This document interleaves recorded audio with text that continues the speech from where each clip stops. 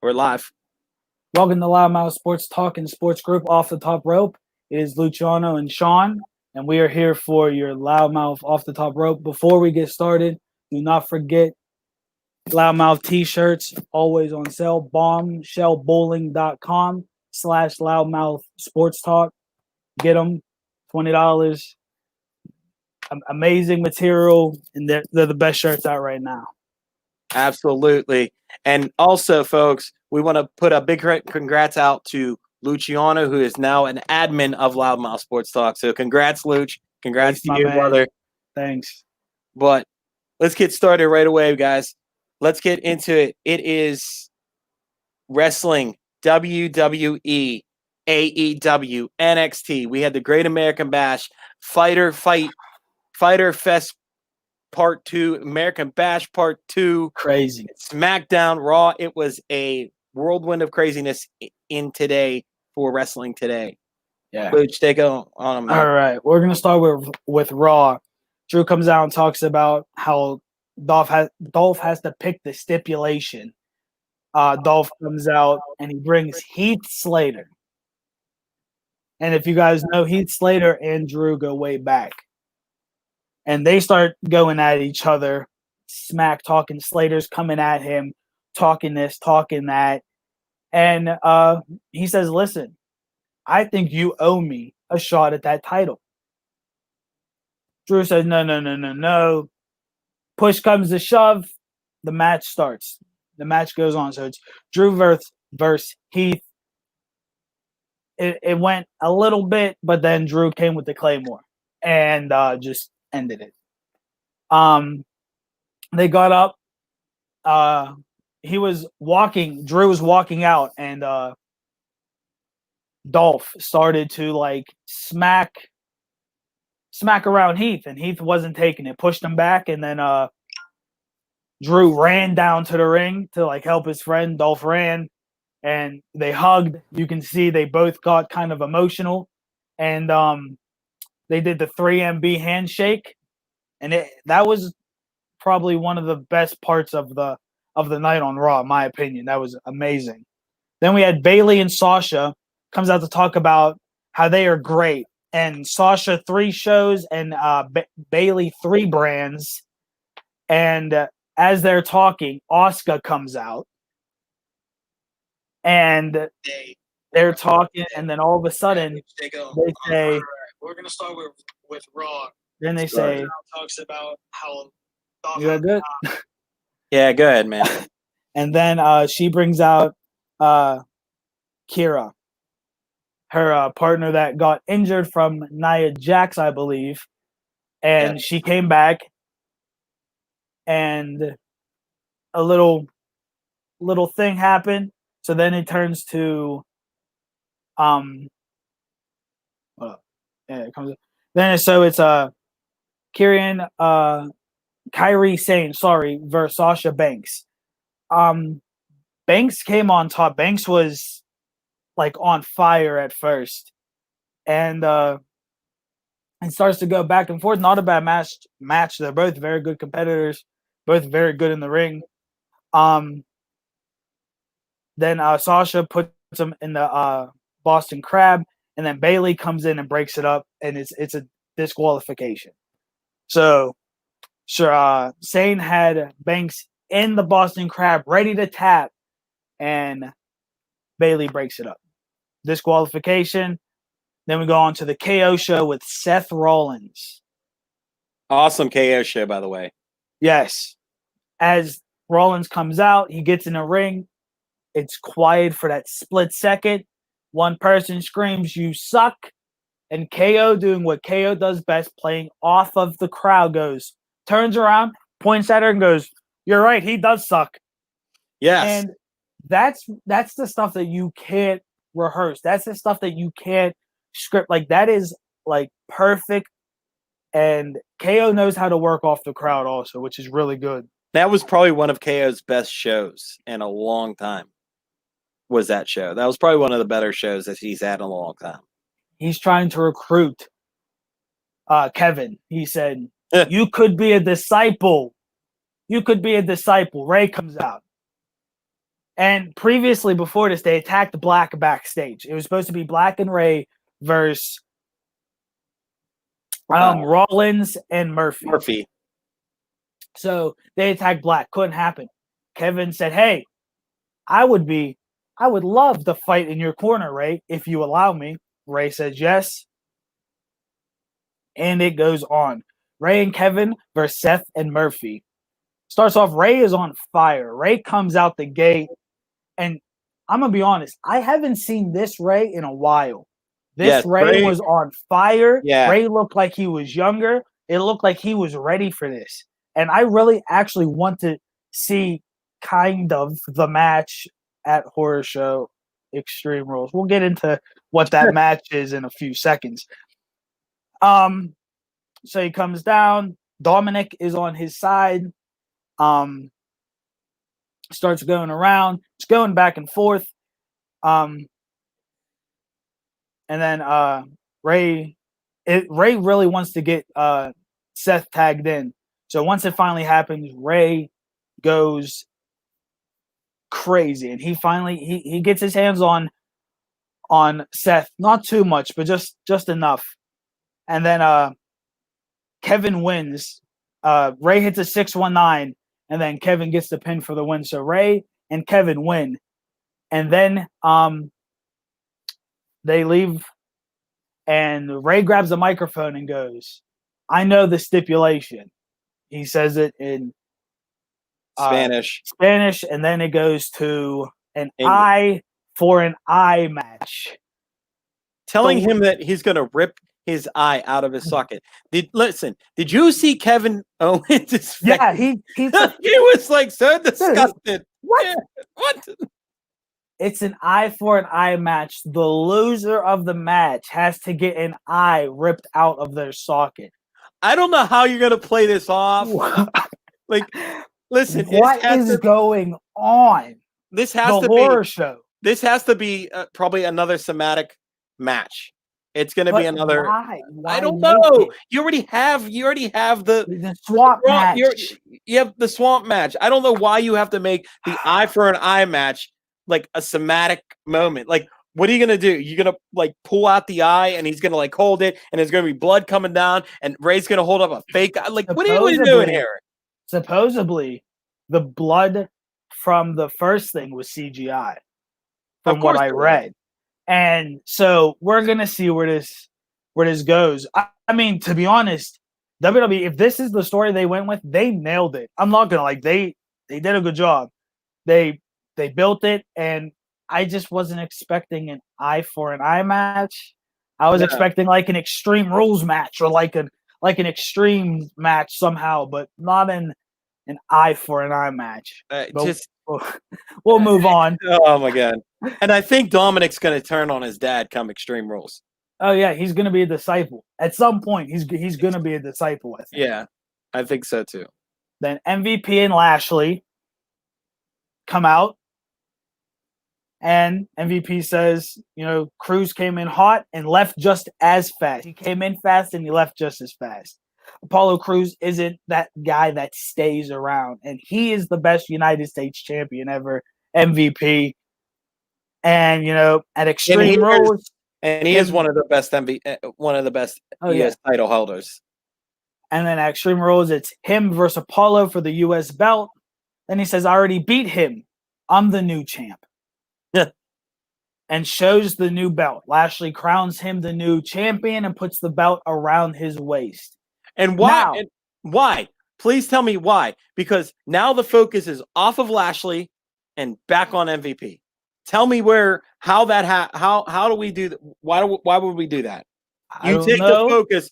You're trying to promote Bobby Lashley, and you put a title on you get the title put on you, and now all that goes away from Bobby that WWE's trying to push, and they put it on MVP, on an old timer. Hey, you know how Vince thinks. The old way is the right way, and the new guys suck. But the new title, I didn't think looked terrible. I kind of like the little mix of gold and silver. I think it looks kind of old, and I like it. I'm not from all the titles that recently came out, I think that is the best one. But I know a lot of people don't like it. I know Sean doesn't like it. I do not. I like I the know. original U.S. title, man. That was the best title, original U.S. title. And so I know a lot of people aren't a fan of it. I know a lot of people that are, and we just got to see. I hope they make the title something special again. When I was a kid, you know, the U.S. title was like special. Like it was a like Well, the U.S. a title was. bigger title. Well, to here's have. the thing: the U.S. title was brought from WCW Oh yeah. because WWE didn't have the U.S. title; they had the European Championship, and then you had the Intercontinental, which didn't make fucking sense. And then you had okay, I'm a European champion and I have an Intercontinental champion. That makes sense. And then you come over and you do the, and then you have the WWE Championship tag teams. But as soon as WCW closed, I like that they dropped the European title because to be a European and Intercontinental is kind of the same thing, in my opinion. And then you are the U.S. champ, you are the Intercontinental champ. That's a lot better. And then there's the champion of champions, which I think they need to get rid of the Universal title and have one champion in WWE. I think The Universal title. They've always had two stupid. belts, though. They've mostly always had. I don't understand why. If I don't care if you're two brands. If you are the world champion, you are the WWE champion. That means of WWE. It means you go to all the brands and you fight on all the brands. Maybe I can agree with that now, with the lack of talent that they have because of everything going on. Even when you bring back the talent, when you have enough talent, I feel like you could pull off two championships as long as they. It's just hard to keep the championships like increase. No, I mean you have. It's hard. It is hard, now. But you take. Here's the thing: when you go back into go back to one before pre-COVID, okay, before COVID, and you put one champion out there, and he is the WWE champion. That is the champion of WWE. You have a lot of competitors. You have a lot of guys that are. But you just cut your list down to, okay, these are the guys that make that title run. These are the guys that we rotate it through. Because here's my thing. I don't want to see all right, now I have Drew McIntyre as champion, but Braun Strowman's in the title race, and you have maybe Bray Wyatt in the title race, and you have a couple other guys in the title race, right? And you rotate it through. Some people don't like Drew. They'll want to see Braun. People don't like Braun. They want to see. So you can rotate that through. But when you start throwing guys that are mid-carders, that are guys that are more of Intercontinental Championship material into the mix of World Championship, of WWE Champion, that's the problem. Do I feel Cesaro should be the Intercontinental Champion in that Intercontinental Championship race? No, he should be in the Heavyweight Championship race. You have to, the Intercontinental Champion is meant for younger guys to get noticed, to move on to that big WWE Championship. And if you do that, you notice older guys are running with the WWE Champion. These are the eventually they're going to drop off and they're going to fade off and then they're going to go do their own thing. And then because when you're WWE Champion, you get movie deals and all these other deals. And John Cena, for example, big time deals. So you start dropping off. Then you bring up those guys that were on the Intercontinental circuit and you bring up some more guys for the Intercontinental. That's how it needs to rotate, not two champion. So what? All right, when WWE was back in the day, WWF, you work 365 days a year, 360 days a year. You got 5 days off. Go back to that. Go back to that. Let these guys run all three brands. You even said NXT should be its own brand. Yeah, so if NXT is its own brand, what is it so bad that you go down to NXT as the WWE champion and give somebody in NXT a fighting chance? What's so wrong with that? There's plenty of guys in NXT that could be a title worthy of it. And there's a lot of guys in SmackDown. So you take like 3 from Raw, 3 from NXT, and 3 from SmackDown. That's the only thing I'm seeing a problem with, is that I think that there would be way too many people competing for one title. Yes, that would always give you matches, that would always give you fillers per se, but I just think that Go back to the old way too fighting. many. Go back to the old fighting days where you had to prove that you are a title contender. Now you have to prove you can kiss ass. That's how this works. You have Yes. to prove you can kiss ass, and then you can kiss WWE enough ass. As much as I love WWE, as much as I love wrestling, WWE has gone soft. Very soft. Can you open up a actual show with a match and That's not the one not a thing promo? they need to do. They need to stop opening it up with promos or segments or the Miz and Morrison show or the whatever. They need to open it up with a match, and not just like a match, like an okay match, a match Right. that keeps your attention, a match that sets the bar for the night. That's what needs to happen every single time a Raw or SmackDown NXT comes on. It does actually happen for NXT. But Raw and It SmackDown, always- they mostly But get guess what? Guess where it always happens at? AEW. always. That's a bell-to-bell company, people. Bell We're gonna to move on. bell. We're gonna move on with Raw so we can get to AEW, get to the good one. No, I'm just playing. They're both good, but AEW is a bell-to-bell wrestling company. So Go we're ahead, gonna go to Just give us MVP. the actual the decisions, all the decisions of the, of the so we show. had MVP and Lashley versus Ricochet and Alexander. Lashley hit a spear for the win. Then we had the Big Show and the Viking Raiders versus Randy Orton, Angel Garza, and Andrade. This actually was good. Like, I'm going to take a minute for this one because this was good. You had Randy pulling these guys saying, hey, what are you doing? Come here, get down, and talking to them. I like that. I like that Randy is taking a spot where he's like, you know what? I need to start giving this talent a little bit more of me. I need to help these talent to make the next, not Randy Orton, but the next star. I need to help them mold themselves. Because, yeah, they're still young guys. These are still young guys. These guys aren't molded fully yet. These guys are still brand new, hot, young faces that can either burn out or ignite a huge flame. Listen, the way he gripped Angel Garza up, dude. By the throat. He said, come here. He said, come here. Yeah, I couldn't stop laughing. I couldn't stop laughing. I was like, I was thinking, like, if that was me, I would have to break character. Like, whoa. You just grip me up. Like, you grip me up. But are you going to really do that to Randy? He's a big man to try to fight back with. Yeah. Randy hits an RKO for the win. Then we had Ruby Riott versus Billie Kay. Billie wins with help of her partner.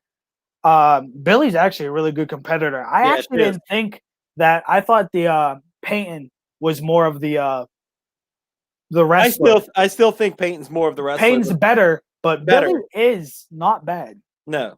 But Billie wins. And then we had Nikki Cross comes to commentate during Bayley and Asuka match. So it's Bayley and Asuka, champ versus champ. This is something else that needs to they need to relax with this. They need to relax with the champ versus. It's how many times in the past 2 months I've seen champ versus champ. I can't tell. I can seriously probably count on both hands how many times I've seen it, because you had Charlotte starting it when she was the NXT champion, coming and fighting Asuka and then fighting Bayley. Like, yeah, it's cool, but not every week. We don't need to see that every week. But it's going back and forth, and then Asuka wins. So then we're going to go on to AEW Fighter Fest Night 2. Starts off with Private Party versus Pac-Man and Omega for the tag team titles. They didn't drop it, and I wanted them to drop it so bad. They need to drop it. Pac-Man, Omega, you need to. I think they're going to drop it when it comes to FTR. FTR. That's when they'll drop it. FTR. They'll drop it to FTR. You're gonna really? You want them to drop the party? Not private party. You wanted them to drop the private party? Really? I wanted to see it last week to our best friends. I really wanted to see that, but not private party. But I was gonna say. obviously, you know who wins. Pac-Man and Omega hit the last call for the win. Then we had Lance Archer versus Joey Janela. You know, like Lance, big dude, big dude. Joey Janela, for somebody who has never had a lick of training, is not bad. He's never trained. He's nothing like that. He just kind of wings it, I guess you could say. But I'm sure he's had training. Some training, but he goes on and says like I've barely ever trained. I'm not really like I've never trained in the ring. I'm just And like, how he got a contract is beyond me. I don't know. He was in a IWC for a little bit. Yeah. Yeah. I think it's because of his character. His character keeps him. He knows how to play it too. Yeah. He lives his character, and that's Right. I like that. Lance Archer wins. Then Taz comes out and says he's been hiding something for years. And it's the FTW championship, and he gives it to Cage. Now listen, I have mixed emotions about this. Do I like it? Kinda. I like the title. I do. Cage? I don't know. I just So now when he fights Dean Ambrose on the 15th, he won't yeah. drop it. It's like a champ versus champ thing now. They made it. What's It's FTW championship anyways? Fuck the world. It was a thing in ECW. Taz made the championship. He carried it a little bit. Fuck the world, and then you have FTR. Fuck the rest. Yeah, fuck the world and fuck the rest. That's how we're doing in AEW. But Oh god, yeah, he brings out the FTW World Championship, and he says, "Cage, you shouldn't go into this match not a champion. Here, you can go in as champ. You're a champ." And he will be defending it actually on AEW Dark against Joey Janela. but So Joey we'll see. Janela will probably beat Cage. I would, dude, if he gets the FTW championship, I will be jumping up and down. So we're going to go into Lucha Bros and Butcher and Blade versus FTR and Young Bucks. The work in this match was phenomenal. Blade and Butcher, those are two like talented, good, very talented, talented. competitive guys.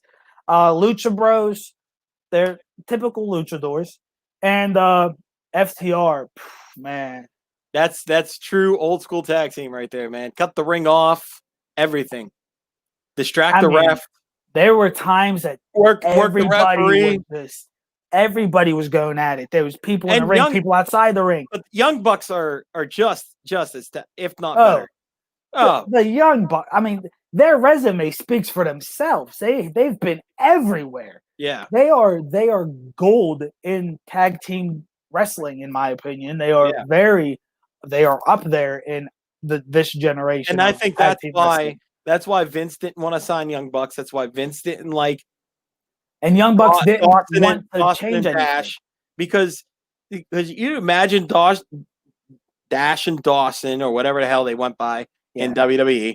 You imagine those two, and you had the Young Bucks in WWE. You imagine those tag team matches against like the tag teams of like the Usos.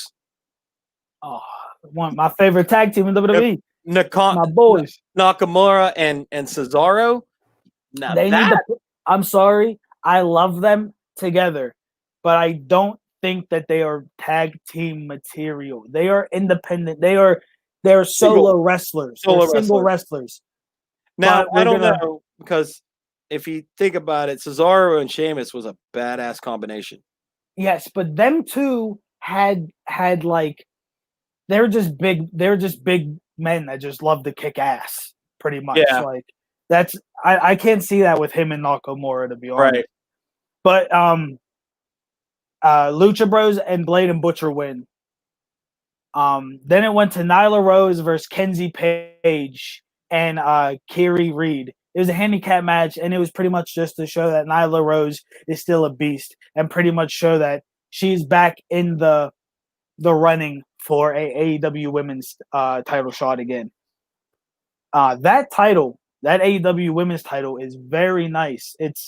That's a women's title. I like it. It's very little, and we've had this talk. It's not too big. We had the talk right before the show, and it makes the women perfect because it makes them look bigger than they are, which they need to do for the men. Which they need to do for the men. Then we had Brody Lee and Colt Cabana and Stu Grayson versus SCU, which is Frankie Kazarian,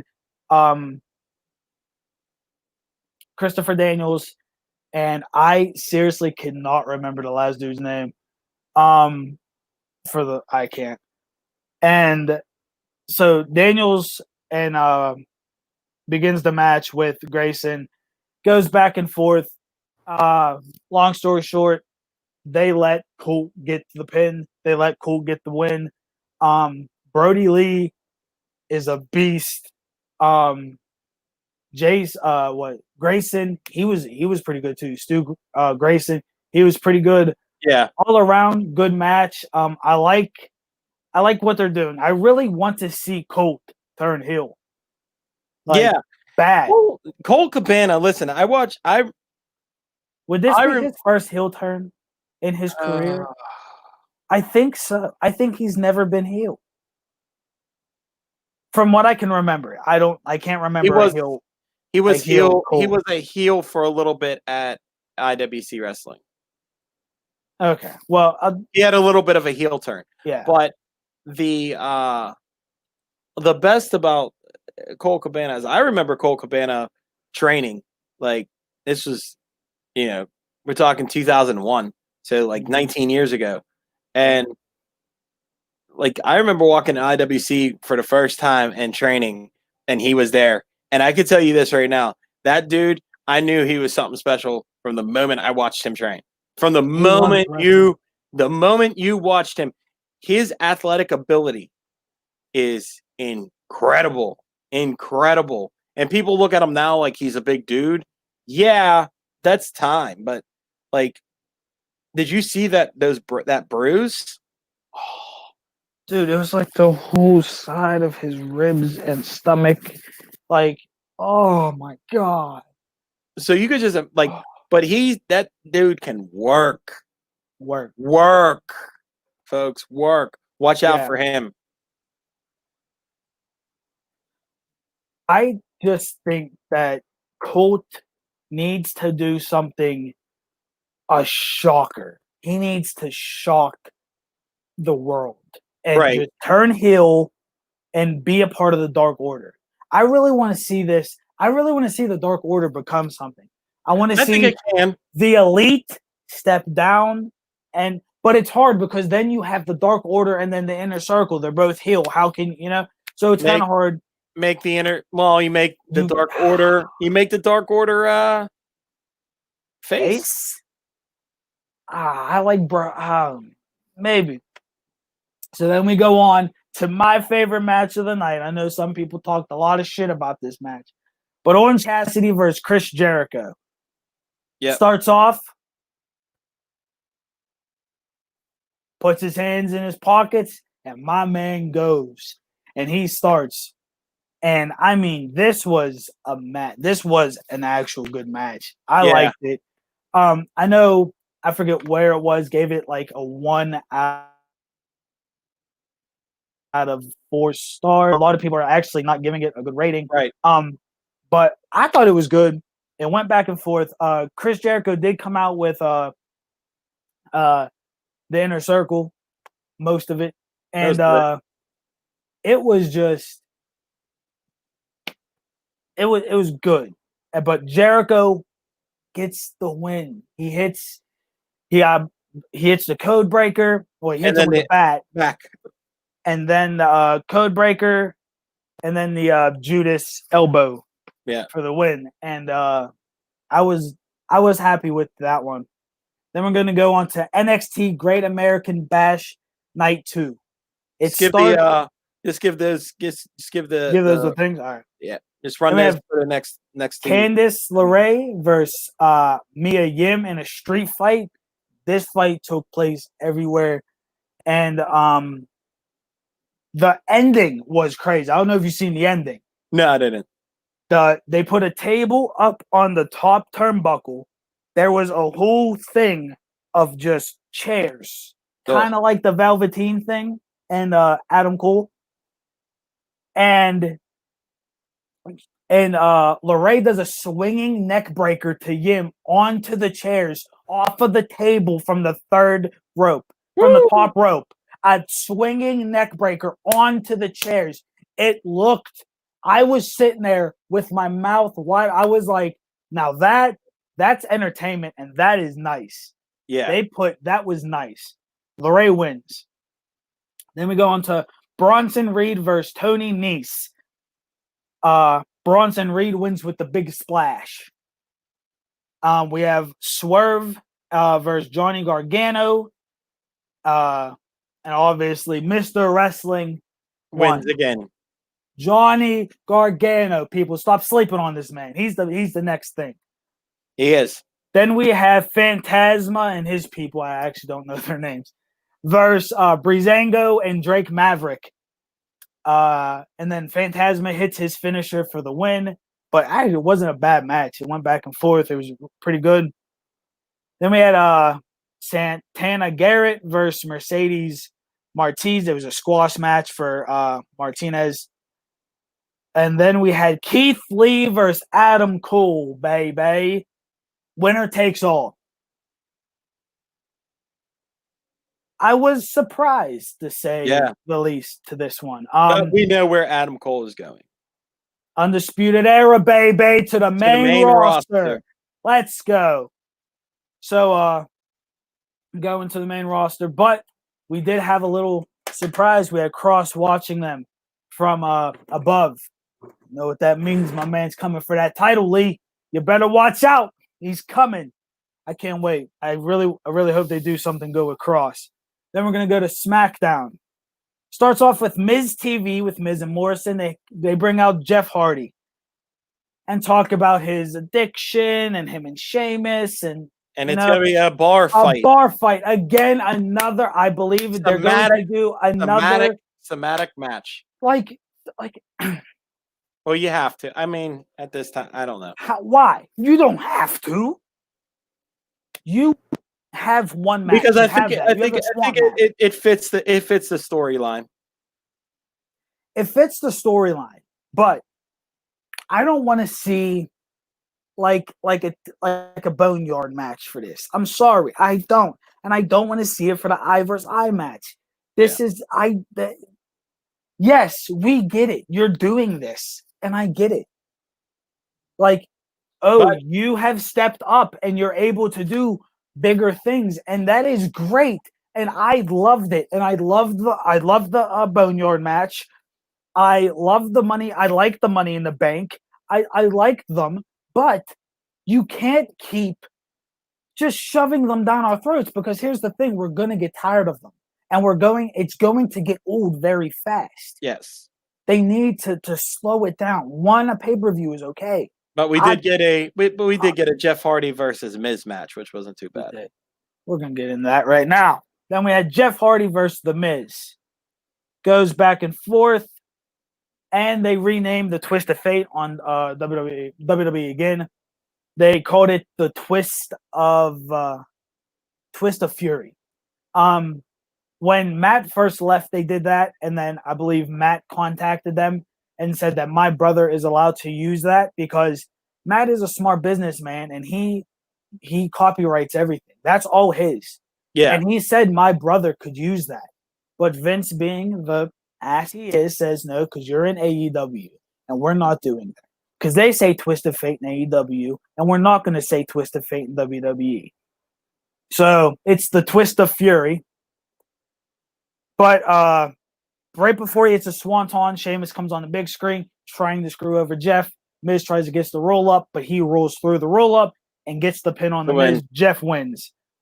We had Bayley and Sasha. They come out, and right before they can come out, Cross attacks them. It's Cross and Bliss versus Bailey and Banks, and Bailey uses the ropes for the win. And then they showed the money in the bank match. Then they showed the Brave versus Braun match. Don't know why. Fillers. And then Jey Uso hosts SmackDown Karaoke Showdown. Because they have Lacey- nothing else for him to do. Lacey Evans goes first. Dana Brooks goes second. Tamina goes third. Naomi goes fourth, and Naomi wins. Of course she would. Which brings the big fight because Lacey was like, "That's your brother-in-law. That's why you won." And Lacey attacks her from behind. Lacey Evans versus Naomi. They're going back and forth, and then just the whole brawl starts. So nothing happens.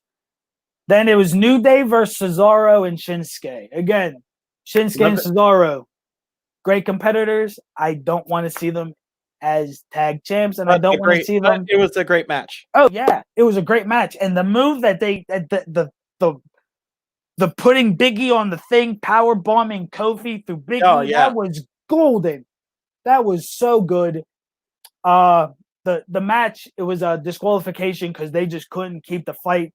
They just couldn't keep it compact, so it blew up. It blew up. Yep. And that's the week of wrestling, though, folks. Yes. So right now, folks, as we speak, as you've seen last week, we had promo school. It is now called Mooch. It is now called what? Who got the loudest mouth? Who got the loudest mouth? So it's not promo school anymore. It's called Who Got the Loudest Mouth. If you want to participate, let us know. Feel free. I'll bring you on this week. If not, you can always contact us for next week as we're going to do Who's Got the Loudest Mouth. We also got a quiz show coming up that we're going to be doing here on Loudmouth Off the Top Rope. So we're gonna have different segments, folks. A little bit of what I'm going to discuss is a little bit of the business here and folks of wrestling. But right now, I'm going to bring on a guest. His name's Robbie Phillips. We're going to bring him on, and he is one of the newer members of Loudmouth Sports Talk. Robbie, what's up, man? What's up, brother? What's up? How y'all doing? Great show, by the way. I've I learned more about WWE in 10 minutes than I have in 13, 18, 27 years. So tell us a little about yourself, man, what you're going to be covering here on Loudmouth Sports Talk. I'm the new baseball guy. So new baseball. Aaron Judge represent, but God, really a Yankee? God, come on. I know. I'm just the worst kind of human being, which makes me perfect for sports business. Exactly. True. Yeah, I'm just gonna be I'm gonna be covering a lot of MLB stuff, news, updates. If we're gonna even have a season, as a 10 season days left. progresses. 10 days. 10 days. I know. 10 days. I'm excited. Can't wait. 60 games is better than none. But I'm gonna be covering predictions. I'm gonna be all over the trade deadline. I'm gonna be all over pennant races, award races, all kinds of stuff. It's gonna be a weekly show. It's gonna be a short one. Small bites. It could be 30, 40 minutes. It's gonna be 5 or 6 minutes at a time, probably to start and just get things going. As we ramp up into the season, we're about to get there. We're finally waiting, or wait's finally over, and we play some ball. Yeah. So looking at it, real quick, who do you think's gonna has a chance at the playoffs? Wise. Well, they are. If the last proposal holds, they are expanding the playoff field yet again. So we're going to see a couple extra playoff teams out there. It's going to be a little easier for teams to get out there and play for the gold. But I lost you a little bit. For the Pirates. There we go. Sometimes being in a rebuild is cool. Sometimes being in a rebuild. I said except for the Pirates. Yeah, rebuilding can be fun, but 10 or 12 years of it is kind of exhausting. Yeah. I'm sure. We're looking at the Yankees. Obviously, are a favorite just because of the moves that they make, and Garrett Cole means the world to all of us. But they struggle to stay healthy, so it's going to be anyone's game. The Rays might be the second best team in the American League, and it's inconvenient. That's the same division, but they are as well built as ever. They're better. This Rays team is better than the team that went to the World Series in 2008. And they're hungry. They're tired of being a small market. Stepping stone. They're here to win. That's awesome, man. So as everybody who comes on our show, we always ask them, man, have you ever watched wrestling? Ever? Yeah, absolutely. Okay. So Twice. we're gonna let you know. So give us 3 of your top favorite WWE guys that you followed when you were a kid. I didn't really start following until a few years ago. My cousin has been huge on WWE since the Hulk Hogan days, so he kind of gave me a crash course. But call me a mainstream bitch. I'm a big fan of Roman Reigns. Oh, I know. man. I know. I'm a Yankees fan too. What do you expect? But He's a Yankees fan. but I'm in love with Alexa Bliss, just like everyone else in the entire world. Everybody My is. girlfriend's asleep, so I can say that. And then, I'm a fan of seeing some older dudes. I love seeing Goldberg out there. I love seeing The Undertaker do his thing. I love when guys just come back and rough up some young bloods. Yeah, Yes, definitely. yes. Yeah, it is always nice. It always nice, man. Yeah, we'll definitely. If you ever want to come back on, man, let me know. We'll love to have you back on. Definitely. We do have our segment of called who has the loudest mouth. So it's basically you get your chance to cut a promo just like your WWE superstar like Roman Reigns. Listen, if you like Roman Reigns, it's going to be easy for you to cut a promo. Oh, that's a 3-minute, 5-word thing. Yeah. Yeah, no one's saying that he's the most eloquent guy. I've never said that. We're looking for an intelligent wrestler. He's probably not at the top of the list. No, he's not. no. No, not at all. But man, it was great having you on, brother. Definitely. Totally. See you- Hey, thanks see you for this inviting week. me on. We'll see you coming weeks for MLB. I'm excited for it, man. So, Absolutely. Looking forward to being part of the team and making baseball relevant again. sounds good, man.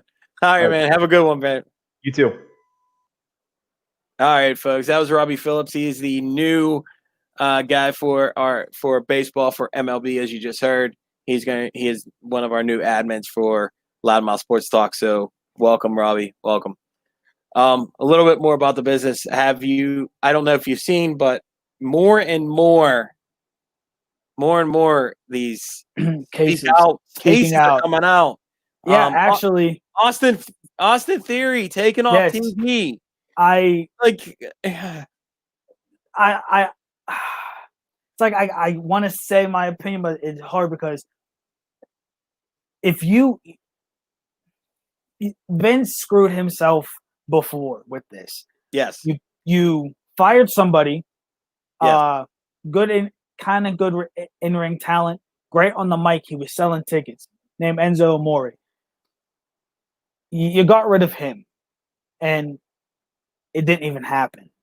You're keeping people like Matt Riddle, Velveteen Dream around, and these guys have proof. There is proof, screenshots. There's proof of these things. Matt Riddle, I can kind of understand because everything I've been hearing, it's an affair gone wrong. yeah, it was like an open relationship. That's my girlfriend. That's my wife, but she's my girlfriend type thing. And it went bad. And she's just trying to get a little bit of publicity. That's just what I think. Yeah.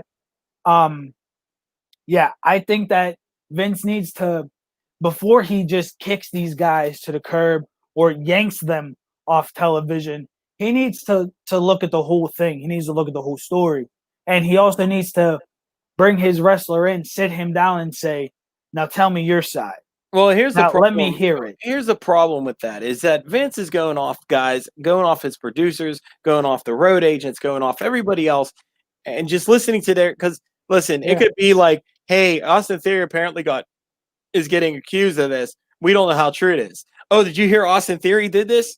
Oh, did you hear Austin Theory's now doing this? Did you hear? So the story's getting construed. By the time it gets to Vince, oh yeah, Austin Theory did it. When Austin Theory might have not done. Listen, we don't know if he did it. We don't know. It's an accusation. But if he did, you're wrong. If he didn't, I'm sorry. Like, because there's a lot of guys getting shafted with the speak out movement. And I get it, and it needs to be done. What's his name? TJ was one. TJ Perkins. TJ Perkins spoke out against a female wrestler actually molesting him at the age of 15. So, kudos to him. Kudos to I give you women all the credit in the world for speaking out. So there's nothing against that. It's just we need to look a little bit more into it. The business end looks a little more into it than just cutting a guy and saying you're done when he couldn't have done anything. and Yeah. and one guy's Enzo Amore. Yeah. And getting on his subject of Enzo, now taking, as you said, the WWE title, the WWE Cruiserweight to the Indies. I Now don't know. listen, I don't know what he's doing. But like this I is a think, cry for attention. yes, This is his way of being like Sami Zayn. This Yeah. is his way of saying, "Hey Vince, please, I'm here, please, like put me Like- on. Please like, bring me back. Yeah.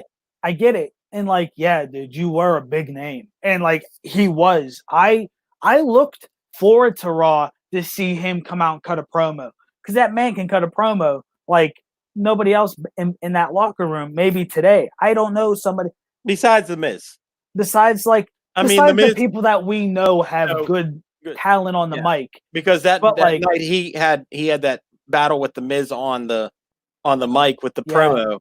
The Miz tore him wide open, Oh yeah. tore him open. He Yeah. just destroyed him on the mic. But the Miz has been doing that. Oh, for years. And I think if Enzo had the opportunity to stay, I think he would be better as a manager, my opinion. He is good in the ring. He's I'm not gonna say very. He's good in the ring. He's decent in the ring. Right. The thing is, that man can talk. And the He thing can. is that man can make you either cheer or boo.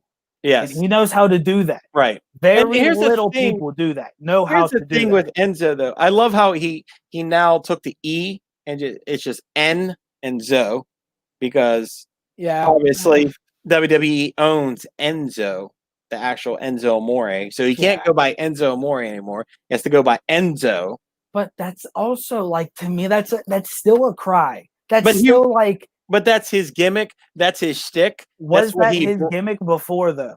Yes, he brought that to NXT. Okay. The Enzo. Okay. He brought didn't the know. whole. Yeah, he brought the whole. There's a. Soft. He brought the whole soft in. That dude.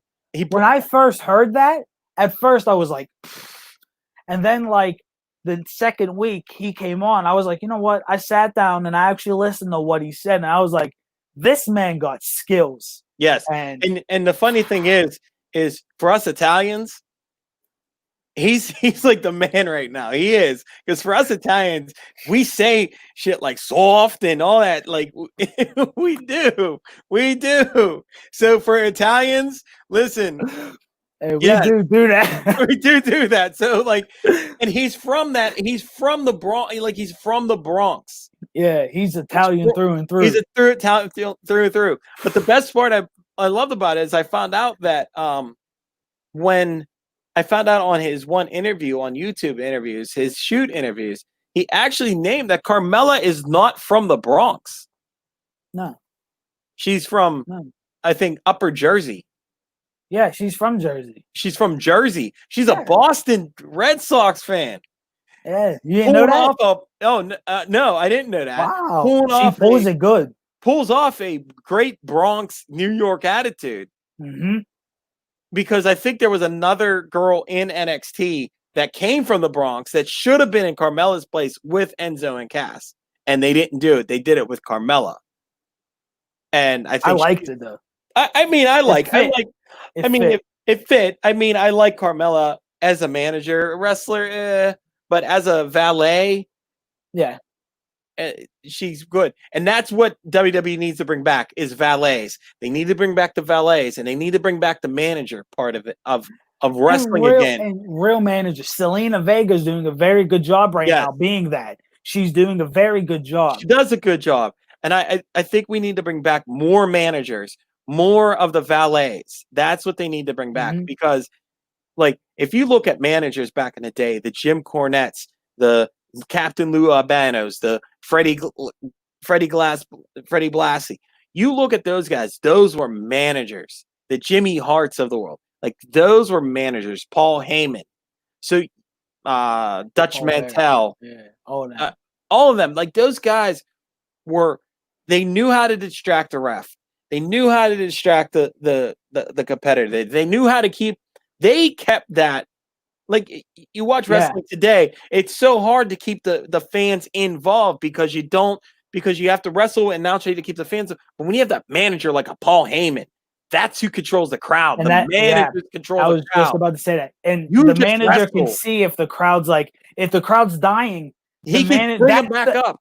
That's the manager could say, you know what, I'm gonna bring the crowd back.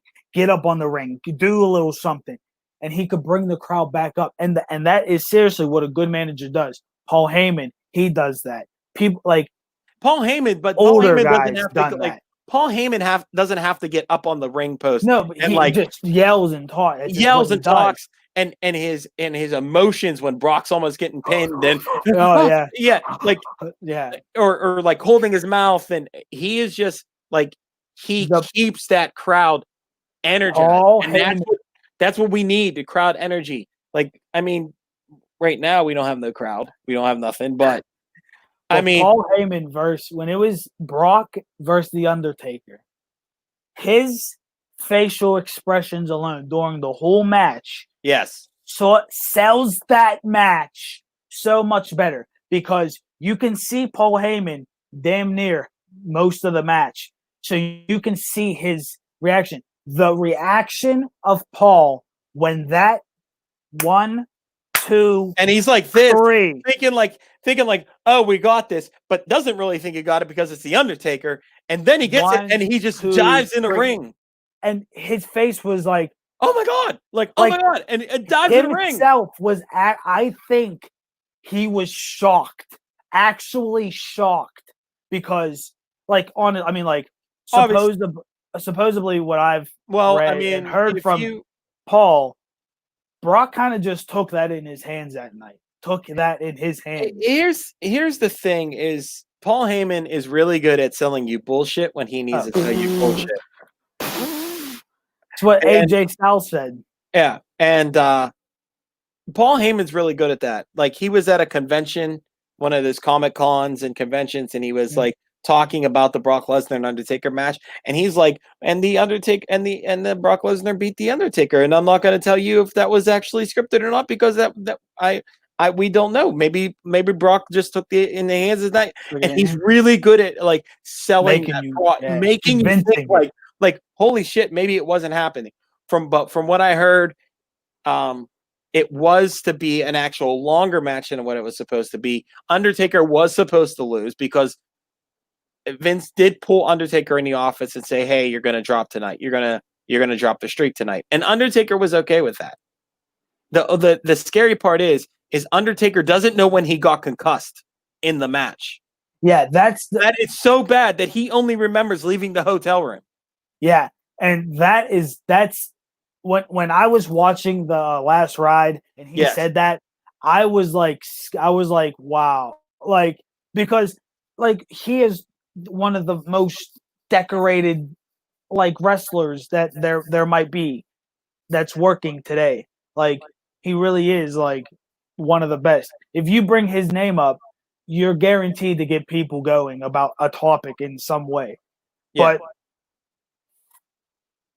But hearing that was just as bad as seeing Goldberg drop him on his neck. Oh Like- my god! Oh my Like, god! hearing it was just as bad as seeing that. Yeah, And and that Goldberg was dropping bad, him on his dude. neck. I can't Like, he even think missed- of it. He missed. They said he missed by inches of breaking his neck. Inches. Inches. Yeah. And that could have been to a younger guy, that's a neck break.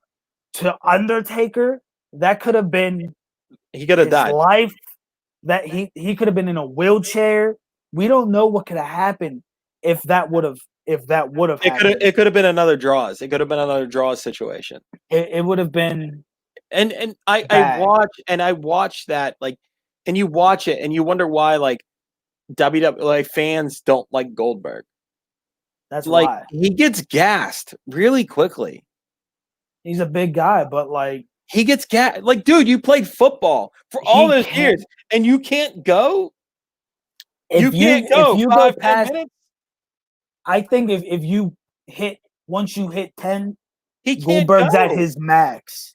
Yeah, you can't go at 10. And that's crazy because you have people like Taker that are just as, maybe not as built, but just as big, that can run a 45-minute set like it's a 20-minute set.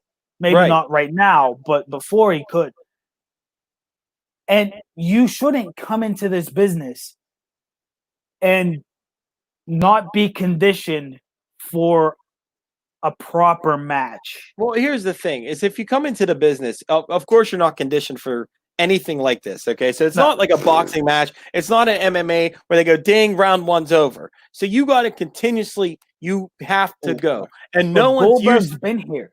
He's been there. He's before. been there. He knows But that here's he should know he should at least train himself for at least a 20-minute match. here's the bad part about Goldberg. He only knows 5-minute matches because that's all he was fed at WCW. So when you come to the WWE, and listen, when he was at WWE the first time, he was only fed like 5-10-minute matches. Yeah, he was the He same wasn't guy fed. as WCW. He's the same guy. Goldberg. So like all he knows is I'm gonna train my body to last 10 minutes. After that, I can't do no more. And that's what he tells Vince. That's what he goes in the office and tells him. Like, listen, I'm not going to train any longer. I'm not going to do any longer matches because I'm Goldberg. I am a guy that's supposed to be a dominant competitor who dominates like Brock Lesnar. He's like a Brock Lesnar, but Brock Lesnar can go 45 minutes even but, today. So like it just yes, but when you come into the business, you should constantly, your first thing, and Jericho said it on Tough Enough, you need to run and run and run. You need to do your cardio. It's not always about lifting, it's your cardio because you have to go. Even a 5-minute match can take you, can gas you in 5 minutes. You can get gassed in 5 minutes in a match. Look at the Great American Bash Night 1. The female match, the starting match happened in what? 5-10 minutes in, They were everybody was gassed. They were gassed everybody. out. So like that, and that's people that train to do this every day, right? And they still get gassed. There's Undertaker. He admitted on his last ride that the match against Roman, he got gassed way too early. Both of them did. Yeah, they both got gassed, and it's surprising. It happens to the best of us, and to the best of them. And it's surprising that Roman gets gassed because Roman is a guy that can go 45 minutes. He can go an hour. Yeah. So that really surprised me. But at the same time, you're facing a bigger guy. Like you have to know your max. Like I know if I went into the WWE now, I'm 5'11", 180 pounds. The guys I'm facing are like a Rey Mysterio, a Cesaro, a Shinsuke. You better be able to go 25 minutes. 25 minutes. But I'm not going to be able to get in that ring and go with like a Drew McIntyre or a Braun Strowman or like, I know I can't because I'm not that big. I'm fast, but I'm going to gas myself out with those guys. And they might go suplex me. Well, I'm not suplexing your 245-pound ass if I'm gassed out. Where if I'm a little bit gassed out, and Cesaro says suplex me, all right, I can do 210. Yeah. But you have to be physically conditioned to do this sport. And I will continue calling it a sport. You have to continuously be conditioned to do this sport. And you have to be able to go every single day. Like there's no off break seasons. Like there's not. You get injured, they're gonna like look at you. Like the Undertaker wore a flap jacket to a match because he broke his ribs, and he had a match that night. He put a flap jacket on with like the 4 industry's different. He had like three broken ribs. The industry's different. Flap jacket on. Triple H tears his quad and the muscle rolls up in his leg, and he continued to fight and had Jericho put the walls of Jericho on him. Like it's a different generation of wrestlers. Now guys like sprain their ankle, they can't go. Yeah, look at what Enzo? What was his name? Big dude. Big Cass. Him. He quit a match because of something. He told the ref like I'm done. Well, he tore his ACL, but you can at least get in the ring, tell the guy, hey, like we're ending it, like pin me or something, or I'm gonna pin you. You say like take something. You go say take it home. That's what you say. Take it Like, home. because I'm hurt, bro. Like I'm injured. Like Yeah. in my opinion, you should finish the match I regardless. watched the Stone Cold Broken Skull session with Mark Which one? Henry. Mark Henry. Okay. I watched Mark Henry. Mark Henry, That's a good one. yeah, and they showed him when he blew his knee out. Like he blew his knee running after Ray, like giving him the splash. Like he Yeah. missed. Well, Ray Depson misses his splash, but he blew his quad. I think he did the same injury that Triple H did. He blew his quad, PCL, MCL, everything. Like his whole knee was destroyed. And he laid there and he's like, I blew my knee. And you could see Ray go, they put the caption on. He said, stay there. And he goes and tags to Batista and he's like trying to tag for another guy. He's like, I blew my knee. I can't go. And he tags out. Like, I get that. But the funny part is I guess how he did that. He blew that out after like he injured his knee like 2 months prior to that by doing a spot with Kurt Angle, which he said he shouldn't have done it. He put like a table against the guardrail, like standing it up on the guardrail and he went to like jump from the apron. First off, dude, I don't know why you're jumping from the apron, but all right. And he like kind of missed, but he came right down on concrete on his knee. Damn. He split he cracked his actual kneecap. So all that slicing and dicing. And he said every night, like every day, like we were at the hotel, he'd have somebody step on his knee to pop it back in place. I mean, that's how it was back then. Back then, you had these people loved what they did. I'm not saying that the wrestlers today don't. I'm not saying that. But what I'm saying is these guys had a different passion. These guys didn't want to disappoint us and the people out there in the crowd. Right. That's what it was. I get that, but here's the same thing, and I think it's a little bit on both ends now that, you know, with everything going on, like guys, I think WWE is a little bit more protective, especially with the CTE. Yeah, definitely. I understand. Injury prones. Like doctors are a lot more protective of it now. I mean, you had the issue where CM Punk was trying to sue the WWE doctor because he told me he had a staph infection. And the doctor said he still cleared him and said you could still go. So, I mean, there's that. So I think they're protecting more. I think they're trying to pull away from just go because here's some pain meds and because I think they're trying to break the whole pain medication addiction. Oh, yeah, because that is a big reason why we lose a lot of young superstars. And not young superstars, but we lost a lot of great. Their guys were like in their 40s and 50s dying. Yeah, that's still young, man. You know, and, so it's sad to say that, like back in the day, that was a big thing. Yeah, so I understand the problems that the WWE faces today. At the same time, like an ankle sprain, an elbow injury, like a little bruise, a bump, like I can't move. Yeah, it's nothing. Like you should, if it's not busted and in a cast, your ass should be in that ring. Yeah. Now I can understand like you do something with your shoulder or something, and I can't you got tendons and stuff I get it, but at the same time, like you twist your ankle, tape it up, dude. Tape it up. Get out there. All right. I got a few things for you, okay? All right. What do you think about this, okay? Kofi Kingston blames Big Show's chops for reason his chest is sinking. He said it was because of the Big Show's chops from all the years he took them that his inner chest is caving. Yeah, that was an actual statement from Kofi Kingston. Well, Kofi Kingston just brought him some heat in the locker room. I mean, to be honest, that's a big man, and that is a big hand. It is a big hand, a big man. I get it, and he does. He definitely he brings it every time. Now, here's the thing, though.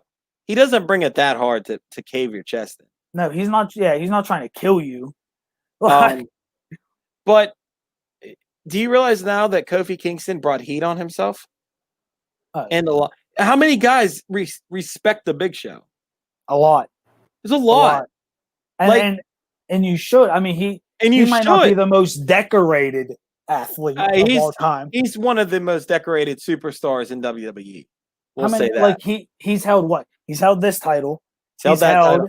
ECW Tag team, tag team multiple times. Intercontinental Championship.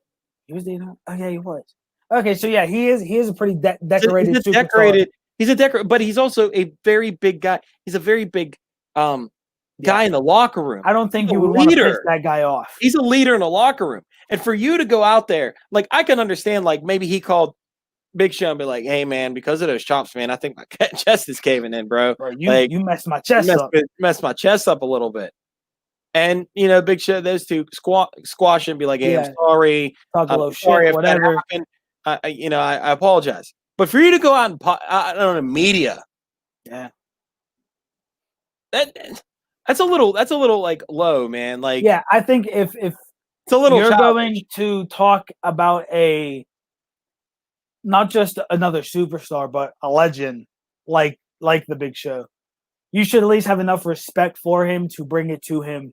Either, like you said, call him on the phone, or next time you see him, be like, "Dude, them years of them chops, you fucked me up, my man. You caved," and that's fine.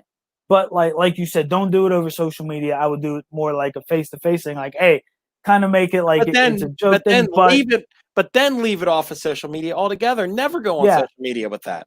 Because then that's calling him out. That's saying that he's a dangerous competitor. And he's not. He's one of the most oh yeah, he's one of the most safest in the ring. safest guys out there. He is. So for you to say that, now you're portraying the Big Show as an unsafe worker, and no one wants to work with him now.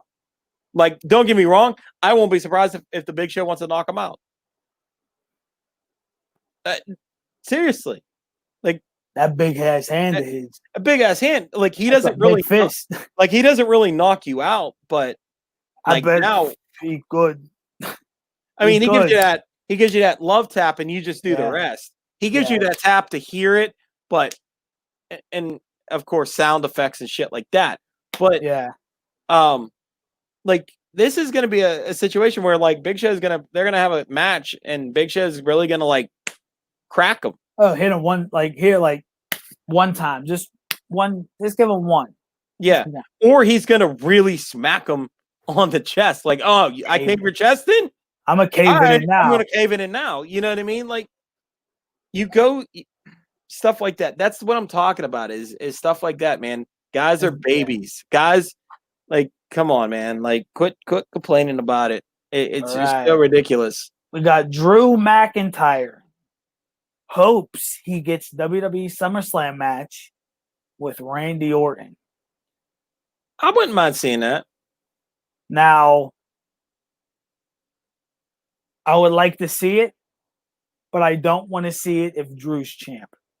Only reason being is because I feel like then they'd make it a title match And they put on Randy. and they'd put it on Randy. But I Randy want- Randy deserves to hold the title. For- Yes, Listen, put the title on Randy as a legend killer now. and see, like, yeah, you could do that, right? And it make him look very Convincing. convincing. But what are you going to do after that? You going Put to him keep against- bringing legends? Or are you going to keep because if he's the legend killer, that's like his thing. That was his gimmick before. Well, if Ric Flair wasn't in the condition that he was in, I would love to see Randy gets the championship. He carried Ric Flair was behind him, and any RKO is Ric Flair. Ric Flair's in no condition to get an RKO. No. No And- condition. That's the thing is like, yeah, you can put the belt on Randy, and yeah, Randy's always that type of guy you can put the belt on. But at that point, if you're gonna still go with this gimmick, you have to go with the legend killer. So you have to put not so much like legends and like Ricks and shit, but you gotta put legends in front of them. Okay, You gotta put put the big show in front of him. they Let him already take out the did big it. show. They already did it. No, see, no. Well, they're starting to do it. They're They're gonna starting to do it. They're They're gonna gonna do do it. it. They're gonna do it. So like, So he takes out the big show. so, And then but he really starts like really going in on these legends, right? Like different types of legends that you're bringing back, right? And then the whirlwind of Triple H gets pissed. You can always have a Randy Orton Triple H match, and that is money. Now, Guaranteed money. yeah, but what are you gonna do? Are you gonna let Randy be the legend killer and kill the legend? Are you Why gonna not? let him? What? You're gonna let him put the hammer bury? You're gonna let him bury the man? Let him bury the man. You know why? Because that is a perfect way for Triple H to go out for retirement. If it would have to, yeah. If it's a retirement match, like And that's not a stipulation. Hold on, not even a retirement match. Just you have a match, right? And then But Randy goes way too far to the point where Triple H has to retire. He's retiring, but he now has to because the legend killer really killed Triple H. Like he really put the end of it. And then Triple H doesn't go by Triple H anymore. He goes by Paul Levesque because he killed Triple H as a legend. I mean, I could see that happening because obviously you take the Triple H title off him, and now when they introduce him, they were like, "And please welcome the COO of WWE, Paul Levesque." And yeah, I think that is going to be. I think that is coming soon. I think that's going to be coming. I think that's going to become a thing in wrestling. I think stage names are kind of going to get put aside. I think because of the era that we're in. You can't put all stage names aside. You can't. No, not all. But I think that the guys in the back, you put their stage names aside. I think some guys could drop it and they can still run. That wasn't bad. I can see that happening, but I would like to see it set up like a it's a WrestleMania match.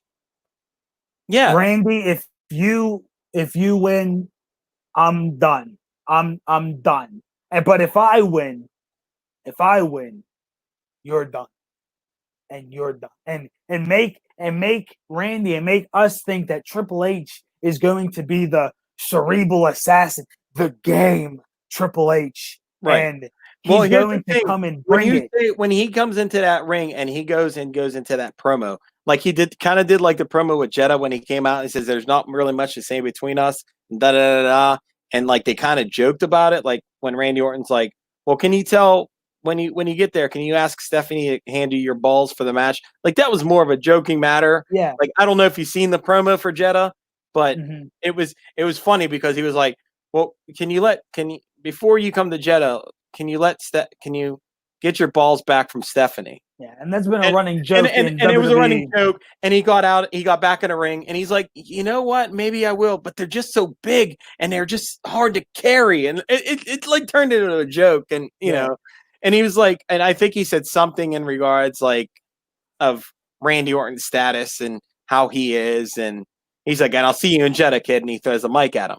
But this one, make it personal. Oh yeah, personal. I'm talking personal, like an AJ Taker thing. You have to make it personal. You have to make it even if you take it the step further and have Randy like go to like the corporate office and attack him there, attack him at his house in front of his kids, stuff like that.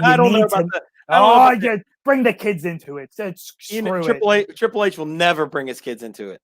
No one even knows what his kids look like. That is very true. I was just thinking that. Like, their kids are nowhere near the business. Nowhere near it. Not yet. Yeah. But I would hope that they would want that. I mean, if you bring Triple H's kids into it, then you got to actually hire like kid actors to do it. Randy's kids are very like everyone knows he has kids. Bring it like maybe like Randy attacks Triple H at the corporate office, so that makes Triple H attack Randy at home or on the tour bus or something. I mean, at home, we already did the at home thing. They already did the at home thing with the fake wife and everything for Randy Orton when he threw him through that big glass window. They already did that. Yeah, so maybe the tour bus, that wouldn't be too bad. No, No, because that was done. That was done already. Not We're the in- tour bus. When Not with Triple H. No. who So was the tour bus with Randy then? Was that Hogan? okay, yeah. So like you do the tour bus with Triple H, and maybe Triple H like scares his wife, his actual wife. Yeah.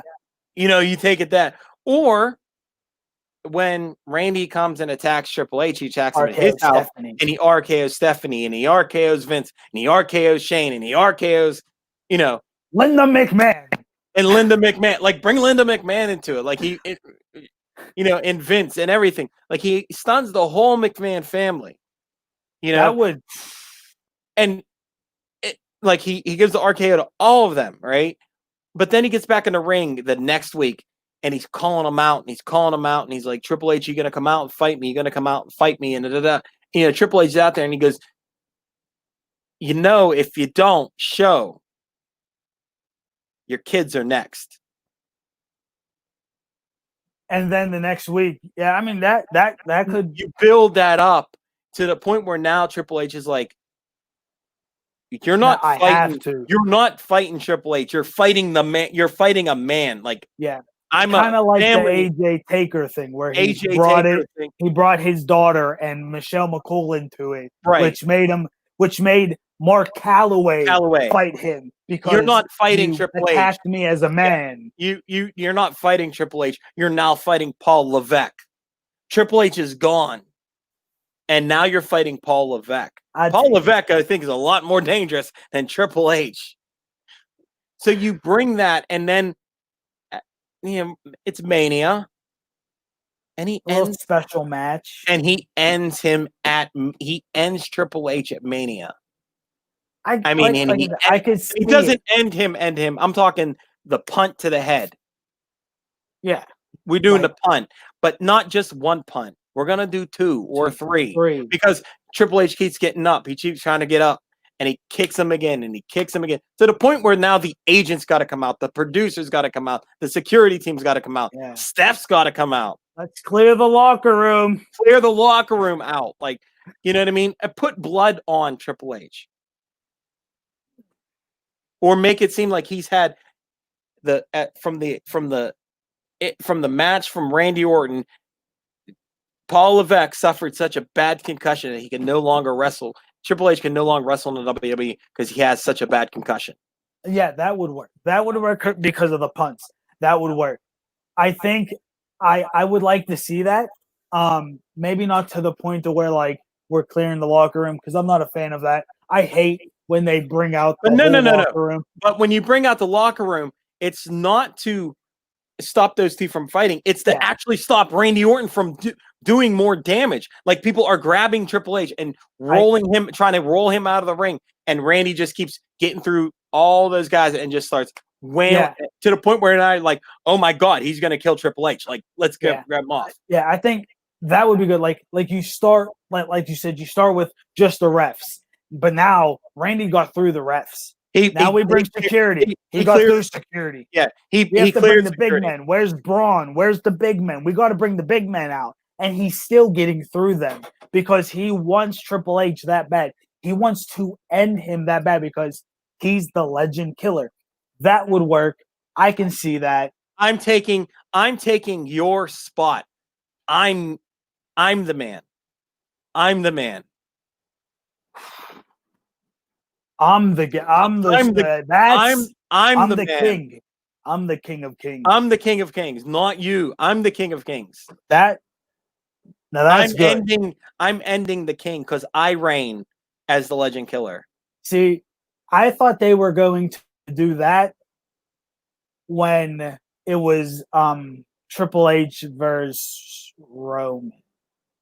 When they had the little thing, I thought they were going to pull that. I think it was I think it was just the big dog and the big dog versus the big man type thing. But speaking of the McMahons, I got one more. Stephanie McMahon told WWE superstar to at least be discreet about smoking marijuana. Wow, which we probably all know who she's talking about. Matt Riddle. We all know. And I just found out also that Vince McMahon compares Matt Riddle to To Shawn Michaels. Shawn Michaels. The old Shawn Michaels. Yeah. But okay. So And what do and you- I don't think he's meaning by the ability. I think he means by his maturity level. Like how immature Matt Riddle is. That's probably. Matt Riddle is how Shawn Michaels was back when Shawn Michaels entered the WWE and became a singles competitor. Here's the thing. I like Matt Riddles. I do. I think I like him he's too. talented. I just The hate the thing bro. is- I hate the bro thing. I just hate that. Yeah, I hate that. Like, bro, like, listen, you smoke weed, cool. I know a whole bunch of people that smoke weed. But listen, keep the shit on either after hours or before hours. Because when you come to that ring, my man, you look stoned out of your mind all the time. Right. Like, constantly, you look stoned. Like, yeah, I get it. That's like pretty much like your gimmick. You're just like a dude. You're a dude. Like a Yeah. bro. Like, Yeah. but like, dude, you look when you come to the ring. I would if I was a competitor, I wouldn't want to like, dude, you look fucked up. I don't want to go up against you. Like Yeah. you're chinked out of your mind. Like your eyes are damn near closed. Like, and like it's just like I get it. You want to smoke marijuana?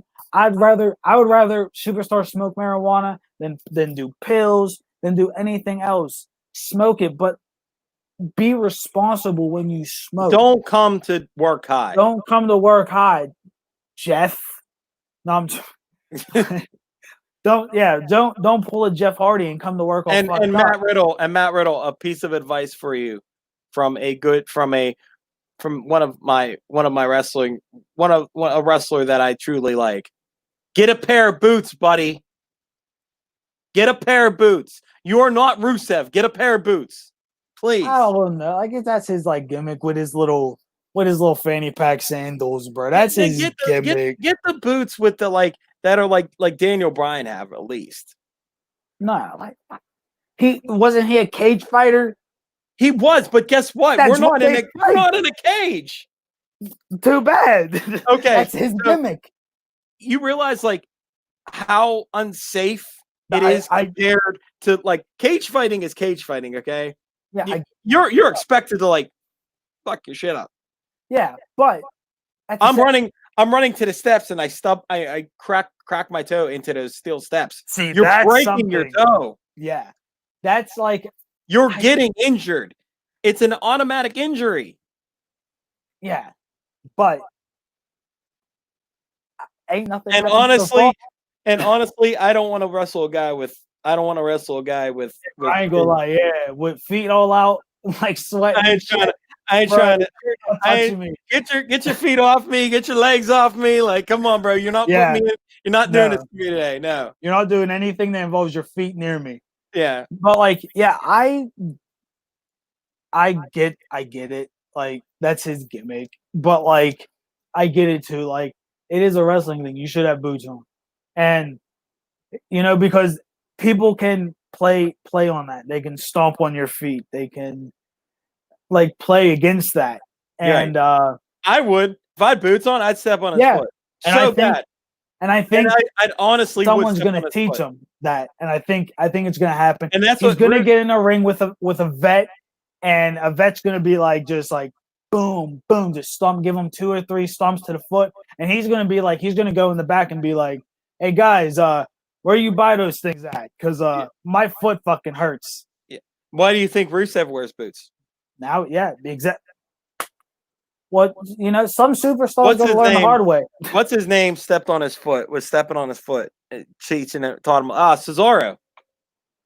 When he got in a ring with Cesaro, and Cesaro just started like, "Hey, get some." Cesaro is a wrestler. That's why. Yeah. And Cesaro loves the sport, and that is something that I think misses. I believe is missing in today's talent.